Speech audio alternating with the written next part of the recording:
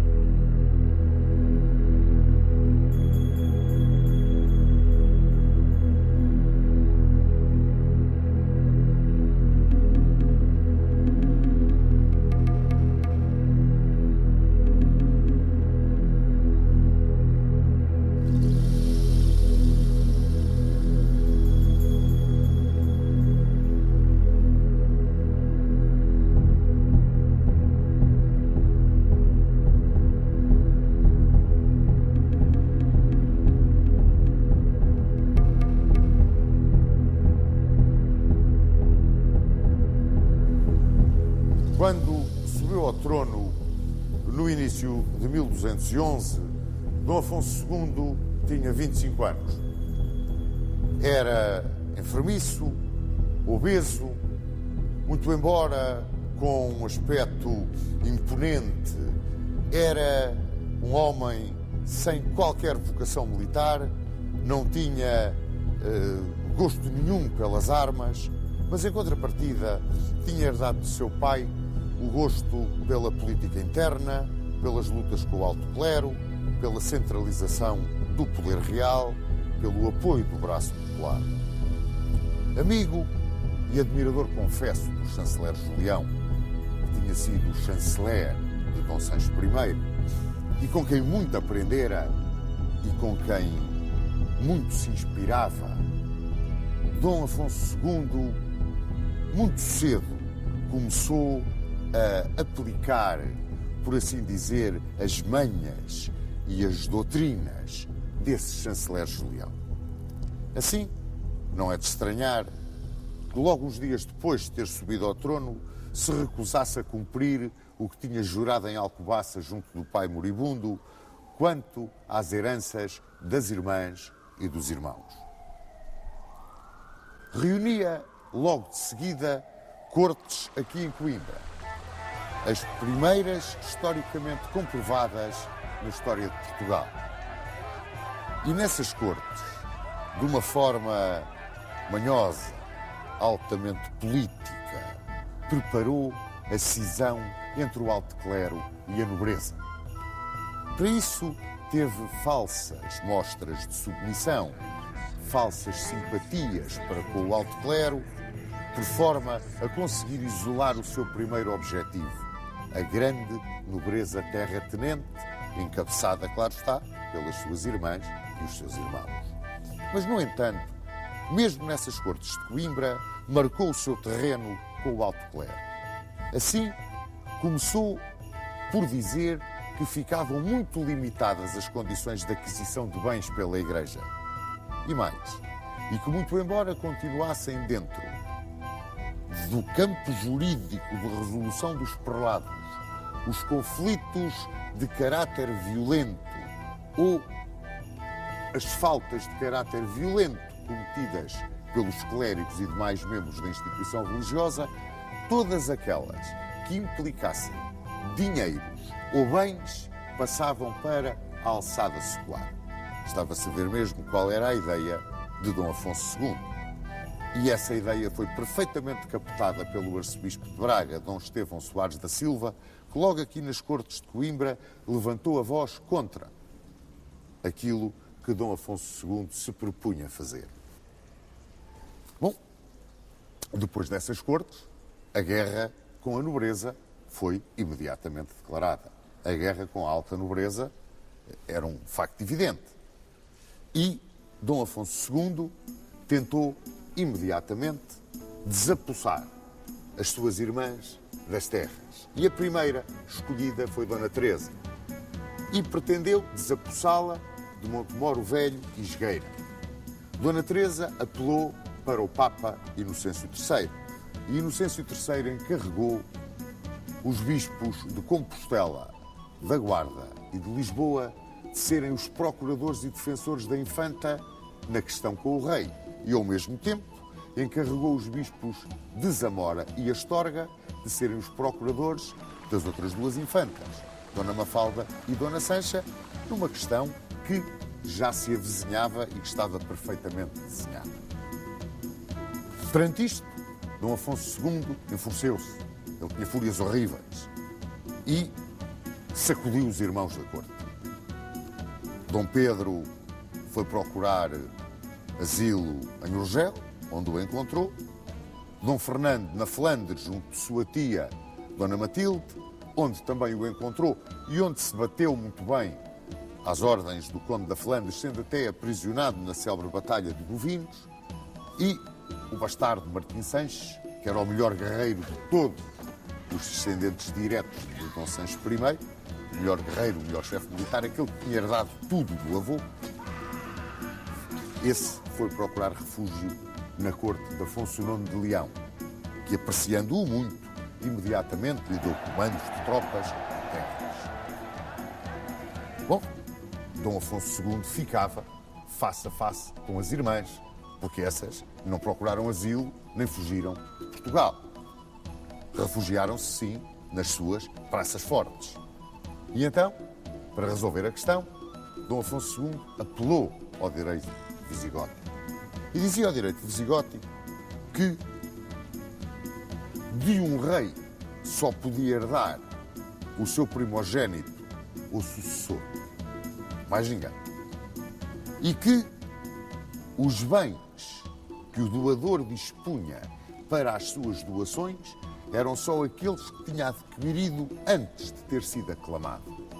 Isto destruía completamente as disposições que, num momento de fraqueza, Dom Sancho I tinha tido e que não foram mais do que o esfacelar de toda a propriedade régia através das doações de vilas, castelos, terras que tinham deixado o seu sucessor Dom Afonso II numa gravíssima situação. Portugal, praticamente, estava na posse da alta nobreza do alto clero.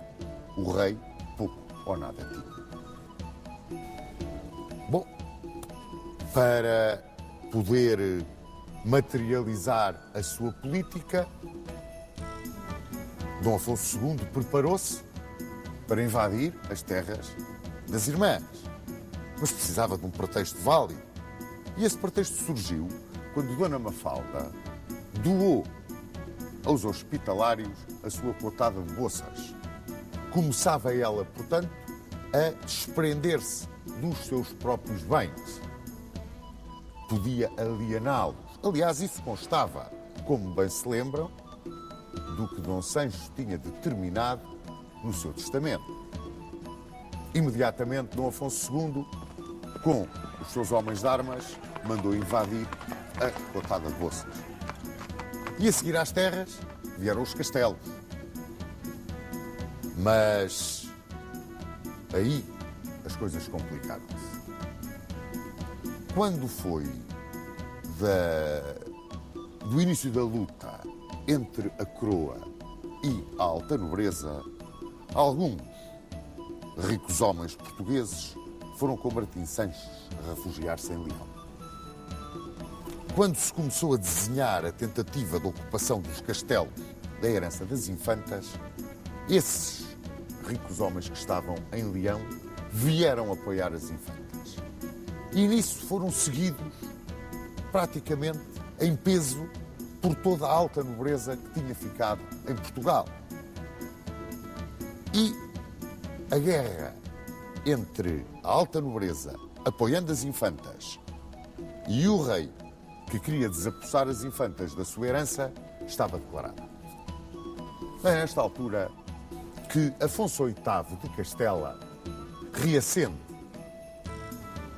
a Guerra da Reconquista, que estava quase suspensa desde as tréguas de 1198. Era o novo emir de Marrocos, o Anazir,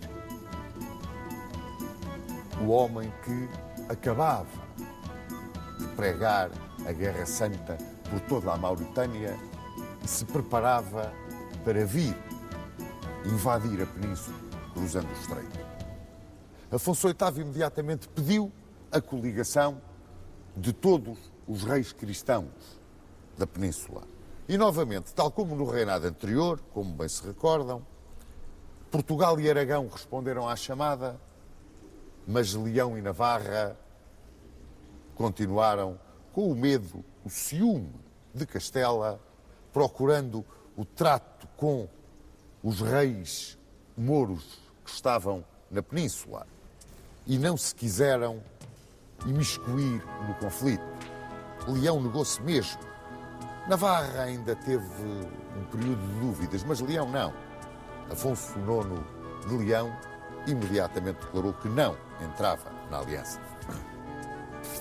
Dom Afonso II, enfronhado como estava na questão das infantas, entregou o comando da hoste portuguesa ao mestre do templo Gomes Ramires e lá abalou a hoste portuguesa na primavera de 1212 para Toledo a juntar-se às forças castelhanas e aragonesas. Como era esta hoste portuguesa? Portugal era, como podem calcular, uma nação em armas. O serviço militar era obrigatório. E a grande força da coroa, do ponto de vista de defesa, assentava nas milícias municipais, as famosas milícias dos concelhos, que eram constituídas pelos cavaleiros vilãos, a peonagem e os besteiros. Os besteiros eram o poder de fogo do exército. E esta forma de cumprimento do serviço militar, este manter a nação em armas, era o pagamento singelo da proteção real dos foros e regalias ao povo. E era também a maneira de colaborar no brado que então se dava. Mouros na terra, moradores às armas. E que era a materialização, o encarnar de uma nação em armas, uma nação de lavradores que via na defesa da terra e no amanho da terra a razão da sua existência. Quando a hoste real saiu para Toledo, comandada por Gomes Ramires, o mestre do templo, a grande cavalaria que levava era precisamente a cavalaria templária. Portanto, as milícias dos concelhos e a cavalaria templária constituíam essa hoste, que foi a nossa colaboração para a defesa da península. Quando as tropas portuguesas abandonaram o reino, o rei viu-se envolvido numa questão tremenda. Ele seguia, como já podem calcular, a política de ocupar primeiro e discutir depois os direitos. E fez isso com as irmãs. Entrou-lhes nas terras para discutir depois os direitos. É claro, a tal nobreza que estava em Leão invadiu Portugal, dando voz pelas infantas e mais. Quando o rei, que não tinha forças suficientes para suportar aquela invasão, quis ir ao encontro das infantas com uma solução diplomática, sempre a manha que vinha do seu grande conselheiro inicial de reinado, o chanceler Julião. Quando não tens força para vencer o teu inimigo, procura acalmá-lo. Ele pretendeu acalmar a questão, viu-se apertado pela entrada de gente armada em Portugal, mas essa gente armada não só não quis parlamentar com ele, como aclamou Afonso IX de Leão. E Afonso IX de Leão foi aclamado de norte a sul pela grande nobreza. E ele, Afonso IX, entrou no Minho e ocupou vários castelos. Saiu-lhe ao encontro num desespero o pouco que havia aqui em Portugal de forças e travou-se uma batalha em Arcos de Valdez. E essa batalha foi-nos desfavorável. O exército leonês venceu. E Portugal viu-se numa situação desesperada. Estava em perigo a independência tão custosamente conquistada em Zamora por Dom Afonso Henriques, tão custosamente defendida, que tanto sangue já tinha custado. Talvez que então se tenha dado um milagre. 16 de julho de 1212, nas Navas de Tolosa, os exércitos cristãos derrotam de uma forma total o exército do Anazir. E nessa grande vitória cristã das Navas de Tolosa destaca-se, acima de tudo, a cavalaria templária de Gomes Ramires e a pionagem dos municípios portugueses. E Afonso VIII, em agradecimento pela colaboração decisiva dos portugueses para essa vitória que salvou a cristandade peninsular, decidiu vir com o seu exército atacar Leão e obrigá-lo às pazes com Portugal, em socorro de Afonso II. E assim foi. Afonso IX pode-se dizer que se apavorou. Os leoneses retiraram imediatamente de Portugal, aceitaram todas as condições de paz, entregaram todas as terras e castelos e mais que fosse, tinham a cristandade peninsular junta contra eles, e liberto da pressão do vizinho, soara agora para Dom Afonso II a hora de ajustar as contas.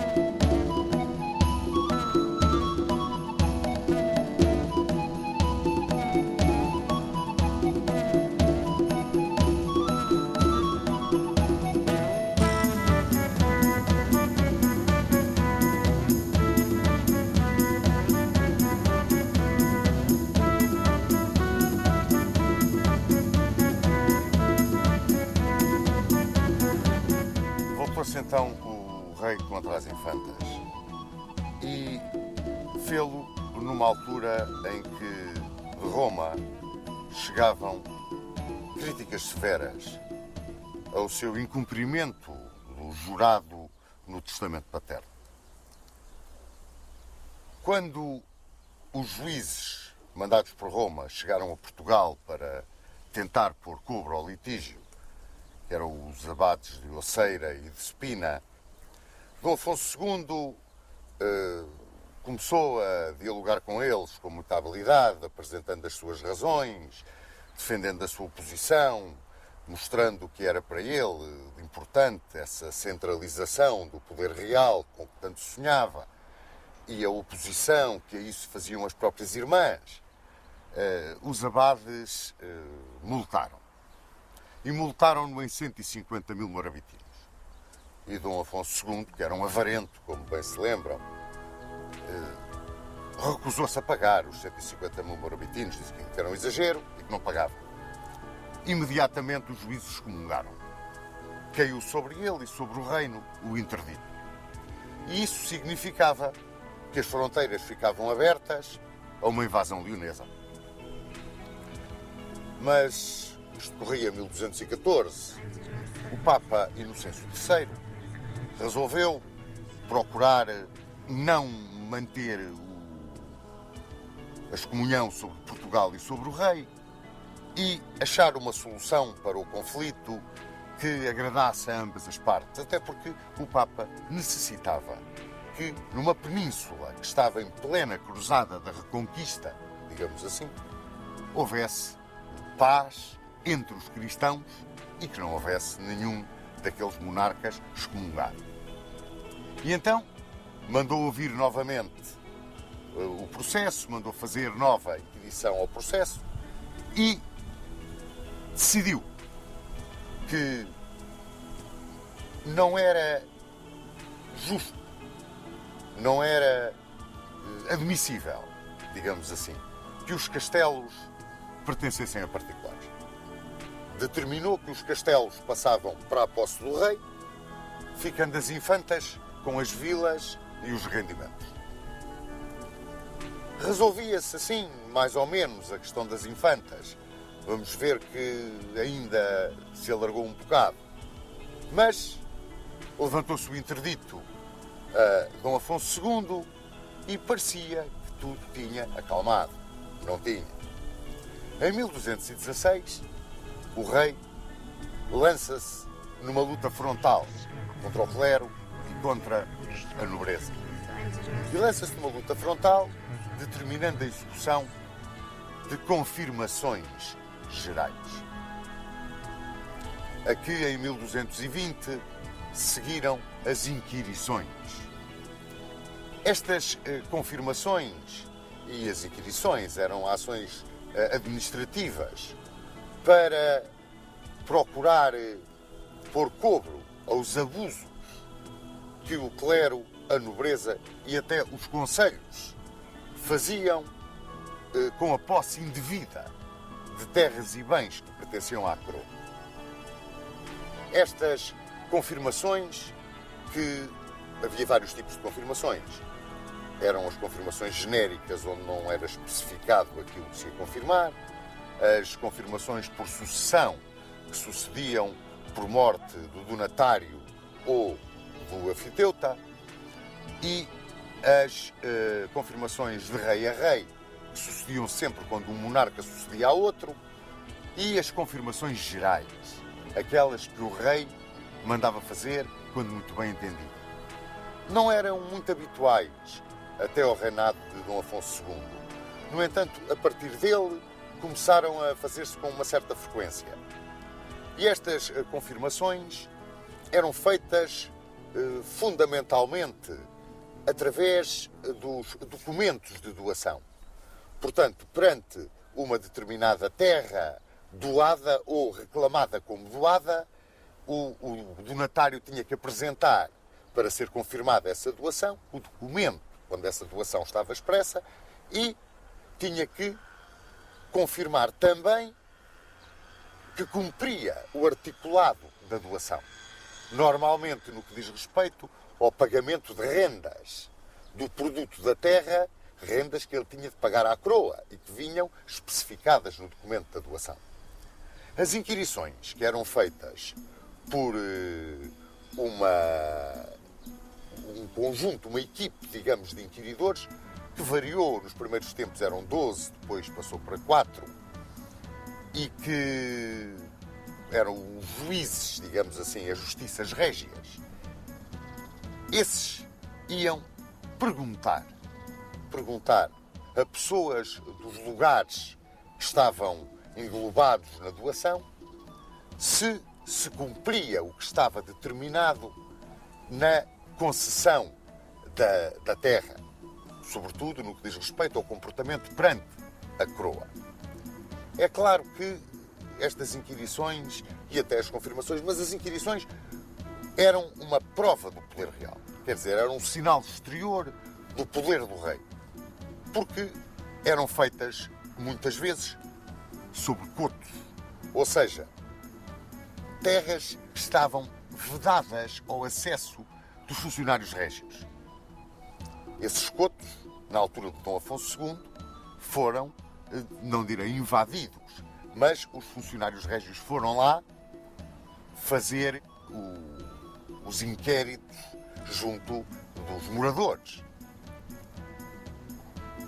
É curioso que estas medidas não agravavam só o clero e a nobreza, agravavam também os concelhos. Porque os concelhos, sobretudo aqueles concelhos limítrofes na zona de fronteira, também às vezes iam buscar o seu bocado de terreno à propriedade da coroa. Era sobretudo tirado nos reguengos, os reguengos que eram terrenos que pertenciam ao rei na altura da Reconquista, quando os mouros abandonavam determinado território, esse território passava para o rei, para a posse do rei. Umas vezes era doado através da concessão de forais, na política de povoamento que vimos com Dom Sancho I, mas outras vezes não eram doados, não havia forais, aquilo pertencia à coroa. E os concelhos, às vezes, iam lá buscar o seu bocado de terra.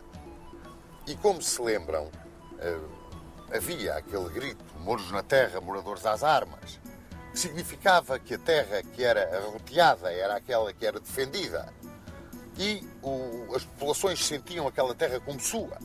Se chegavam os funcionários régios e lhes queriam tirar a terra porque não havia documento justificativo de que aquela terra era do concelho, os moradores não ficavam grandemente satisfeitos.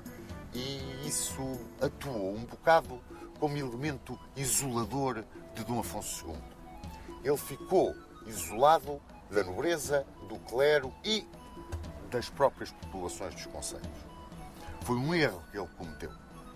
Ele andou um bocado à frente daquilo que eram os costumes do seu tempo de rei. Entrava 1217 e em Santa Cruz de Coimbra começava-se a ouvir falar de Fernando de Bulhões. Fernando de Bulhões, que ali professara, que estava a trabalhar nas enfermarias, que tratava dos pregadores, dos franciscanos que passavam por Santa Cruz e que, de tal forma, se entusiasmou com a vivência, com a filosofia, com o carisma dos frades menores, que seguiu com eles para Marrocos. Tornou-se amigo de São Francisco de Assis. Foi um extraordinário pregador. Foi um homem de uma vida exemplar. Um homem que encheu de prestígio e de glória o nome de Portugal e da cidade de Lisboa, onde tinha nascido e onde é tão celebrado e festejado. Talvez de uma forma que não tem absolutamente nada a ver com aquilo que ele foi. E que é o nosso Santo António de Lisboa. Morreu em Pádua em 1231 e pouco depois foi canonizado pela Igreja. Foi um caso de canonização extremamente rápida. Tais foram os milagres que lhe foram atribuídos. Ora, Na primavera de 1217, arribou a Lisboa uma esquadra de cruzados alemães que iam para a Terra Santa. E o bispo de Lisboa, Dom Soeiro, aproveitou a chegada daqueles cruzados para os convidar a, juntamente com tropas portuguesas, conquistarem a praça de Alcácer do Sal. A 10 léguas de Lisboa, Alcácer do Sal era, além de ser uma posição estratégica extraordinariamente importante, era um espinho cravado no flanco atlântico da Reconquista cristã. Sem qualquer interferência de Dom Afonso II, que era um homem, como se recordam, um bocado apartado das questões militares, Dom Soeiro, que era muito amigo do rei e era mais um guerreiro do que um prelado, e o bispo de Évora, depois dos cruzados aceitarem as condições que foram oferecidas, pregaram a cruzada de Alcácer. E nisso foram muito apoiados através da sua bênção do Papa, pelo Papa. Ora, as forças portuguesas que vieram conquistar Alcácer do Sal eram constituídas fundamentalmente pelas tropas dos concelhos. Aquelas milícias concelhias, formadas pelos cavaleiros vilãos, a pionagem, os besteiros, e também pelos esquadrões das cavalarias das ordens militares, do Templo, do Hospital de Santiago de Espada.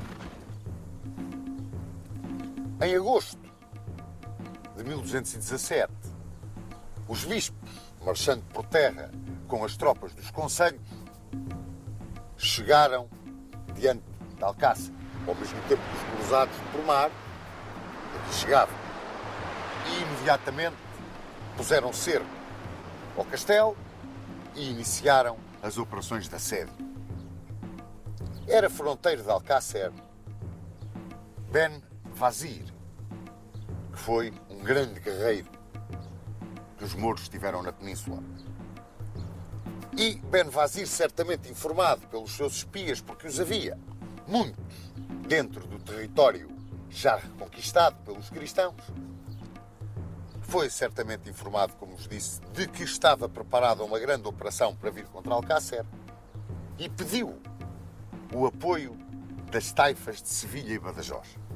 E o que sucedeu foi que, enquanto decorriam as operações de assédio, os combates violentíssimos para tomar a Praça de Alcácer, apareceram as forças mouras de Sevilha e Badajoz e os sitiadores passaram a sitiá-los. Portanto, os cristãos que cercavam a praça viram-se de repente cercados pelos mouros. E a situação agravou-se ao ponto de se julgar a empresa perdida. Até que surgiram finalmente os esquadrões das 3 ordens militares que para aqui vieram combater.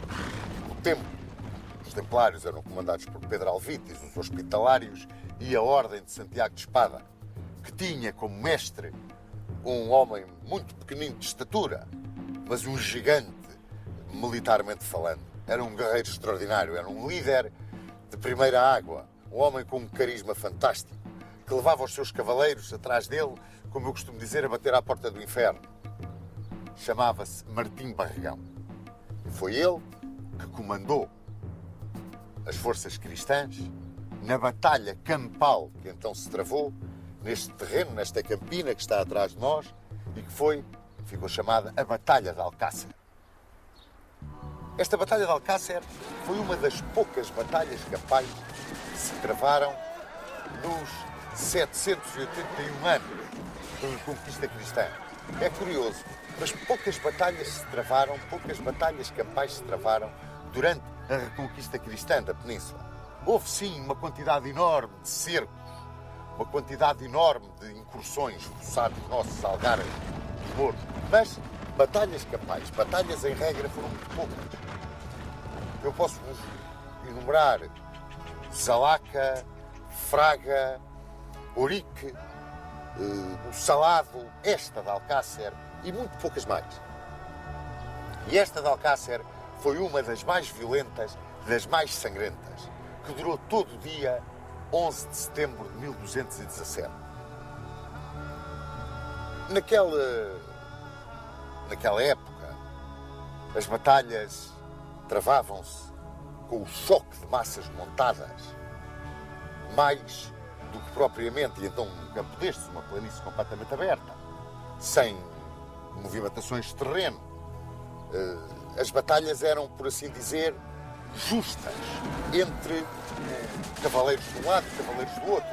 A ideia destas batalhas em campo aberto, sobretudo entre exércitos cristãos, ainda no início do século XIII, era mais a ideia de derrubar o cavaleiro, aprisioná-lo e pedir o seu resgate. Ora, isso não sucedia na Reconquista cristã, com o espírito de cruzado ou fanatismo religioso. Eram quase batalhas de extermínio. E batalhas onde o poder de choque da cavalaria cristã se sobrepunha, na maior parte das vezes, à ligeireza da cavalaria dos muçulmanos. Esse poder de choque da cavalaria cristã, que vinha, isto a título de mera curiosidade, desde os meados do século IX, quando, com Carlos Magno, a cavalaria começou a montar em arreios, com estribos, o aparecimento dos estribos, deu à cavalaria o poder de choque que até ela não tinha. Uma vez que os cavaleiros montavam, os arreios tinham a aba de trás do arreio, era subida quase até meio das costas do cavaleiro, e com os estribos calçados o cavaleiro esticava as pernas para a frente, apoiava-se nos estribos, apoiava-se na parte de trás do arreio, com a lança por baixo do braço. Era um ariete que entrava com todo o apoio para o cavaleiro pela cavalaria adversária ou pela infantaria adversária. E quando, como no caso das ordens militares, sobretudo dos templários, esta carga era feita em bloco, não se procurava o combate individual, procurava-se atuar em bloco, a vitória contra tropas muito mais ligeiras, com outra filosofia, como era o caso dos muçulmanos, e em terreno aberto como este, não tinha grandes dúvidas de quem a poderia ganhar. Muito embora, e aqui também convém ressalvar, em duas das grandes batalhas campais que se deram na Reconquista, que foi Zalaca e Alarcos, a vitória coube precisamente aos muçulmanos. Mas aí, porque o terreno era diferente e puderam empregar o poder de fogo dos seus arqueiros e derrubar à distância a cavalaria cristã, aí as coisas passaram-se de forma diferente. Mas aqui não. Aqui foi um combate puro de cavalarias em campo aberto. Esta batalha de Alcácer terminou, como vos disse, com a vitória dos cristãos, admiravelmente conduzidos na batalha pelo mestre de Santiago de Espada, Martim Barregão. E ao ponto da vitória se deveu a Martim Barregão, que depois a Ordem de Santiago de Espada recebeu Alcácer do Sal como sua casa principal, como a sua sede, digamos, em território português. Passou para aqui a sua casa principal. É curioso que nesta Batalha de Alcácer não participou a Ordem de Calatrava. Ou pelo menos eu não encontrei em lado nenhum a participação da Ordem de Calatrava. E perguntei também, não me souberam explicar muito bem porquê. Se participou e eu não a enumerei, que me desculpem os Cavaleiros de Calatrava. Mas a verdade é que eu não encontrei. E acho estranho não vir, digamos, na ordem de batalha, a Cavalaria de Calatrava. Esta Cavalaria de Calatrava era muito querida por Dom Afonso II. Eles eram chamados em Portugal os Freiros de Évora, porque a casa-mãe deles era em Évora. E foi-lhes atribuída como casa-mãe a Viz. E, muito pouco tempo depois, passaram a ser conhecidos pela Ordem da Viz. Portanto, a nossa Ordem da Viz era a Ordem de Calatrava. Em 1218, chegava a Portugal talvez a grande vitória diplomática do reinado de Dom Afonso II. O Papa Honório III mandava-nos uma bula, Manifestos Probatum, tinha o mesmo nome da bula de 1179, que reconhecia a realeza de Dom Afonso Henriques e dos seus sucessores e a posse das terras conquistadas. esta bula de 1218 era uma bula de afirmação de todos os privilégios que a Santa Sé tinha concedido a Portugal e da sua proteção. O que, estranhamente, está em contradição com a política de centralização do poder real e a política de centralização do poder real feita com o ataque frontal ao clero, que foi uma constante do reinado de Dom Afonso II. Eram ministros do rei, nesta altura, Pedro Anes, Gonçalo Mendes e o deão da Sé de Lisboa, Mestre Vicente, que era um grande discípulo do chanceler Julião. Com certeza lembram-se do chanceler Julião, o homem que Dom Afonso II tanto admirava e tinha sido o chanceler de seu pai, Dom Sancho I. E foi precisamente por causa deste Mestre Vicente que Dom Afonso II travou com o poder do clero o mais agudo de todos os conflitos do seu reinado.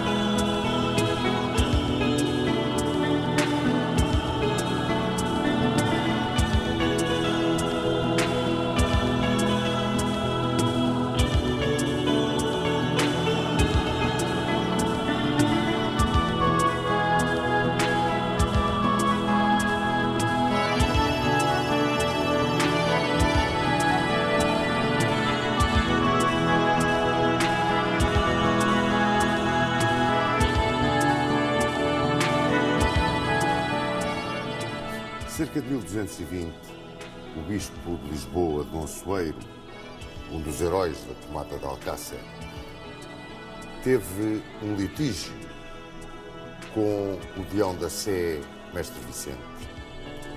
E Dom Afonso II favoreceu o Mestre Vicente nesta questão. Quando se agravou o litígio e o bispo expulsou o seu deão da Sé, o rei recebeu o Mestre Vicente no paço, tratou-o muito bem e cumulou-o de gentilezas e benesses, o que revoltou e irritou profundamente o bispo de Lisboa. Agravava-se assim novamente o conflito entre o clero e o trono e, nesta altura, o arcebispo de Braga, Dom Estevão Soares da Silva, apoiou mais uma vez frontalmente a luta do clero. E entrou em choque com o rei. Dom Estevão Soares da Silva era o prelado mais representativo e de maior prestígio que havia em Portugal. Vinha-lhe esse prestígio das posições frontais e muito bem estruturadas que ele tinha tomado na questão da primazia com Toledo. Este choque levou a que o rei tomasse uma série de iniciativas para prejudicar fortemente o arcebispo de Braga. E o arcebispo de Braga excomungou Dom Afonso II. Como retaliação a esta excomunhão, Dom Afonso II mandou uma alçada às terras do arcebispo de Braga, acompanhada por milícias municipais e por vários fidalgos que apoiavam o rei, e saqueou, pilhou, roubou, incendiou, pôs a ferro e fogo as terras do arcebispo. E o arcebispo fugiu.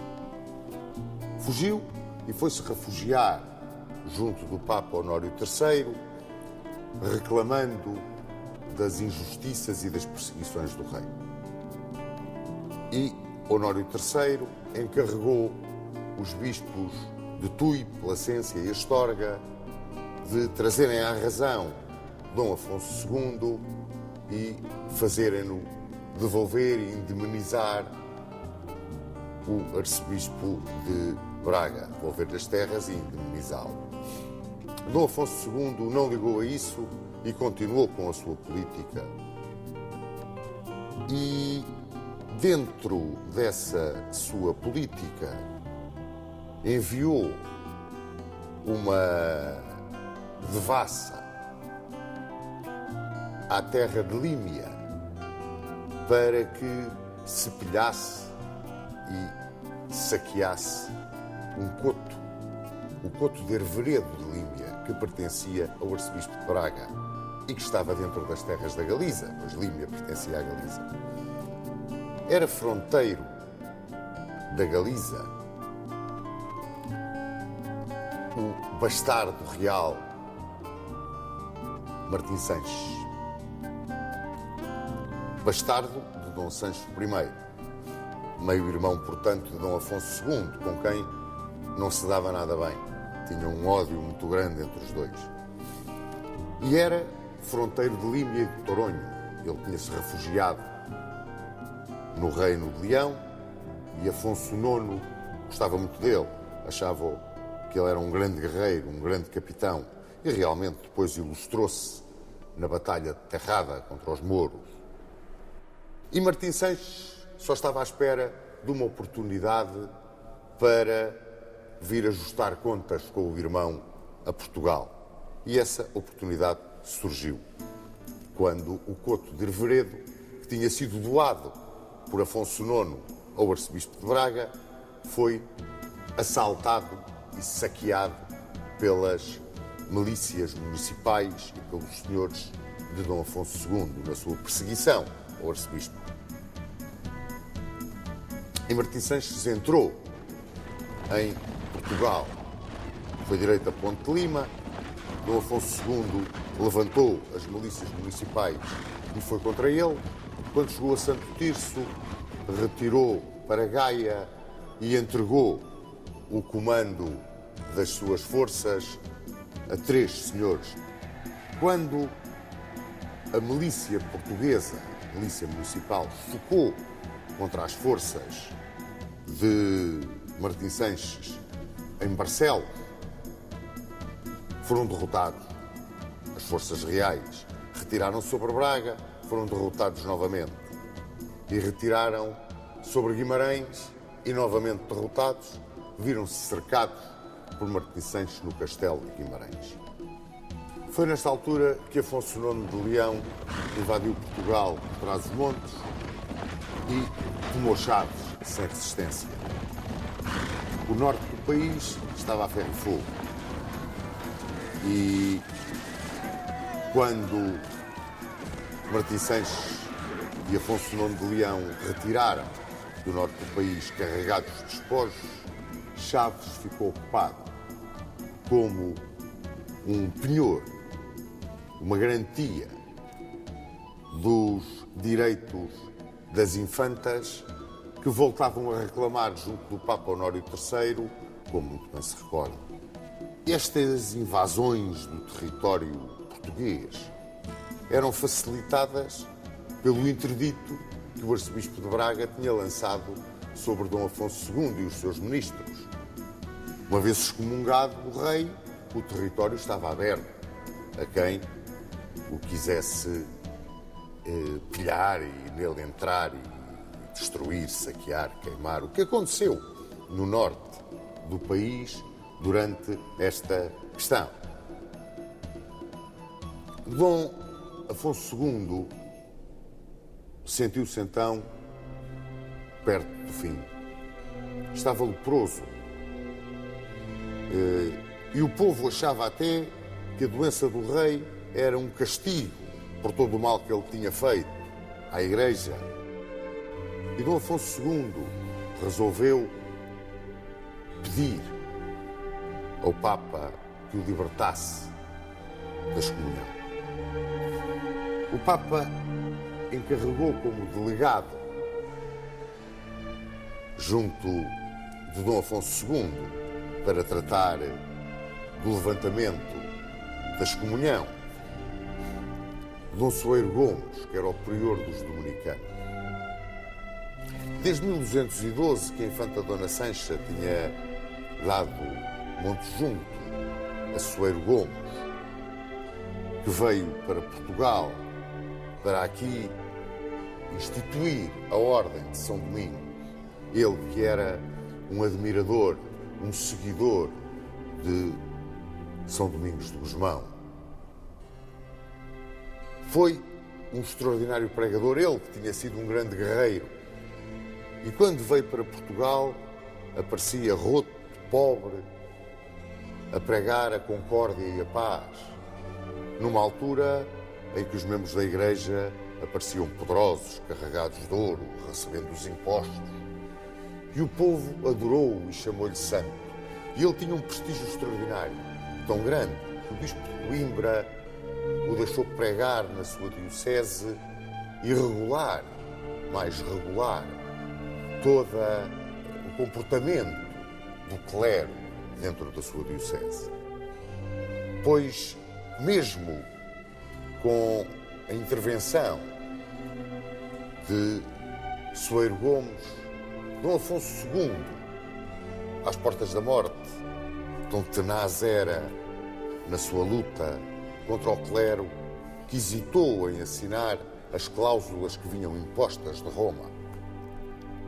E essas cláusulas visavam muito as razões apresentadas pelo arcebispo de Braga para a sua revolta contra a coroa e que estavam intimamente ligadas às decisões das Cortes de Coimbra em 1212, sobretudo aquelas que visavam a aquisição e as heranças dos bens da Igreja e a intervenção da justiça secular nos assuntos do clero. Isso depois iria ser resolvido no reinado seguinte, mas mesmo excomungado, esses pontos e a restituição dos bens ao arcebispo, isso é que para o rei era uma coisa que o atormentava.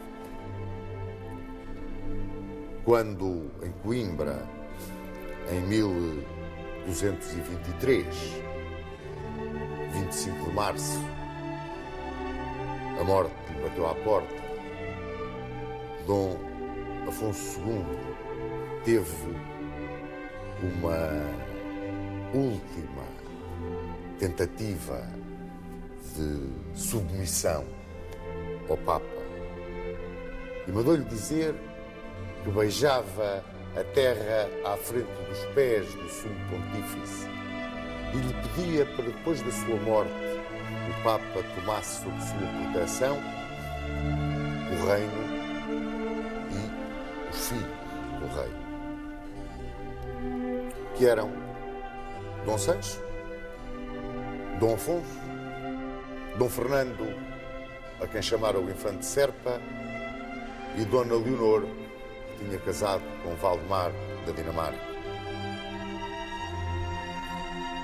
Dom Afonso II deixava o país a ferver de ódio, num conflito entre a coroa que ele tinha querido forte e o clero que era ainda mais forte na altura do que a coroa. Esses ódios não serenaram com a morte do rei e tinham como grande sustentáculo a luta tenaz, eu quase diria o esbulho sistemático que Dom Afonso II tinha praticado contra a instituição eclesiástica e que tinha praticado igualmente contra as infantas. E se é certo que as inquirições e as confirmações tinham sido o grande motor do minar de um possível feudalismo e do poder da Igreja, e iriam depois facilitar a centralização completa do poder real e definir perfeitamente as classes sustentáculo do Estado português, a verdade é que Dom Afonso II cometeu um erro muito grande. É que nesta sua luta contra as classes privilegiadas se esqueceu de procurar o apoio do braço popular, que, muito embora ainda estivesse muito fraco, podia ter-lhe dado o apoio necessário para conseguir uma vitória contra a nobreza e contra o clero e não deixar aos seus herdeiros o gravíssimo problema que, inclusivamente, originou uma guerra civil em Portugal. Morreu Dom Afonso II, como vos disse, em 25 de março de 1223 e foi trazido para aqui, para o Mosteiro de Alcobaça, muito embora com todos os protestos do arcebispo de Braga, porque estava excomungado, um ano depois, em 1224. Dizem que o levantamento da excomunhão já vinha a caminho do reino quando o rei faleceu. Bem ou mal, na sua consciência, chegando ou não chegando esse levantamento da excomunhão, Dom Afonso II, quando morreu, para ele, estava excomungado. Não tinha dobrado perante as exigências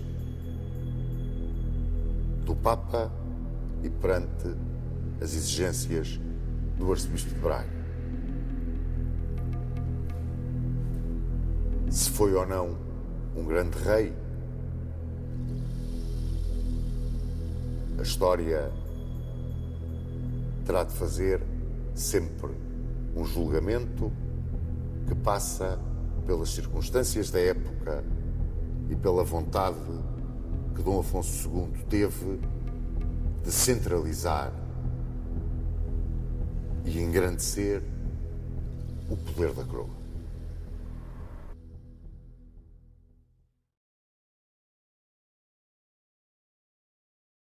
O reflexo da luta de Dom Afonso II pela centralização do poder real parece ao Sr. Dom Duarte que teve uma repercussão ao longo da nossa história.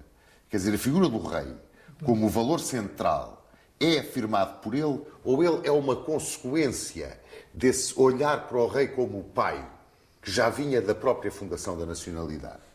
Claro que temos a tradição municipalista que já vem muito antes e que vem dos povos germânicos que colonizaram a península e que sempre acreditaram neste espírito de participação, não se chamava democrático na altura, mas que a participação dos povos no seu futuro. E, por outro lado, há a tradição europeia da França e de grandes partes da área da Europa que estava em pleno espírito feudal e de onde a Europa tinha muito mais circulação de ideias na época do que se pensa. Não só viajava-se muito, os próprios príncipes viajaram, como também havia casamentos, enfim, e havia, portanto, a ideia de que se na Europa, no centro da Europa, os senhores feudais tinham uma grande independência em relação ao poder do rei, que isso era perfeitamente normal e devia-se aplicar também em Portugal. Só que os reis achavam que isto era um entrave à justiça, um entrave ao progresso e que acabava por ser prejudicial ao país. Sobretudo, ainda tínhamos a ameaça militar forte do Islão, que podia, em cada altura, voltar a conquistar as terras libertadas. Portanto, era importante que os senhores tivessem os seus exércitos, tivessem as suas tropas, mas era muito importante também que os municípios desenvolvessem cada vez mais o seu espírito de coesão e de autodefesa face a um ataque inimigo que podia surgir em qualquer altura. É aquela frase célebre que se dizia no reinado de Dom Afonso II, moros na terra, moradores às armas, que é a base, na minha opinião, da nação em armas, que Portugal sempre foi. Mas, na sua luta, Dom Afonso II, até certo ponto, desafiou a Igreja.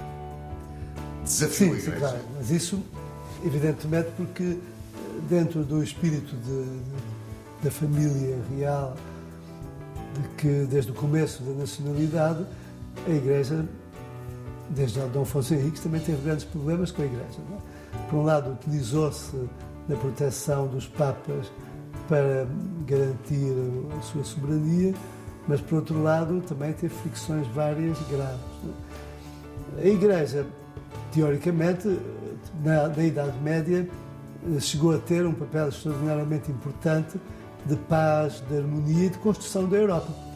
Não há dúvida que a Europa foi construída pela Igreja. Depois da queda do Império Romano, enfim, foi a Igreja que recuperou a Europa. Só que, de facto, os interesses dos portugueses, em várias alturas, estiveram em contradição com aquilo que a Igreja achava que era preferível e portanto, os reis tomaram sempre a posição dos interesses portugueses contra, às vezes, contra a visão que a Igreja tinha do que é que devia ser a Europa.